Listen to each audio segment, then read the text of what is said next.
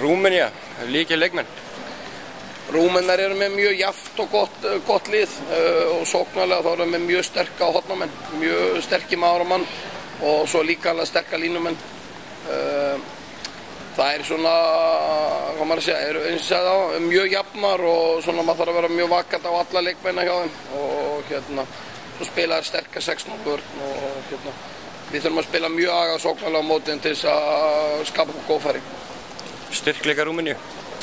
Styrkleika Rúmeníu eru bara þeir að, það eins og ég segja, þær eru mjög sterka varnarlega og spila, hvað maður að segja, svo sem svona 6-0 vörn eru mjög hávaxnar og eru ekki mikið að sækja út en hafa fína markmenn og mjög góð samvinna milli varnar og markmanna og svo er þetta mjög gott hraðaflslið.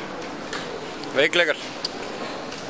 Veikleikarnir svo sem eru svipar hjá öllum þessum liðum hvað það varðar að ef maður nær svona að spila fast á þær og svona nær að setja pínu press á þær svona þá er oft stutt í að þessi lið fara að rífast innbyrðis og benda á eitthvað annað en sig sjálfa þannig að við svona ætlum okkur að reyna að spila svolítið fast og grimmt á móti Rúmenum og fá þær til þess að vera svona pínu pirraðar og svona fara að pæla ykkur öðru heldur en handboltanum. Möguleikar Íslands gegn Rúmeníu?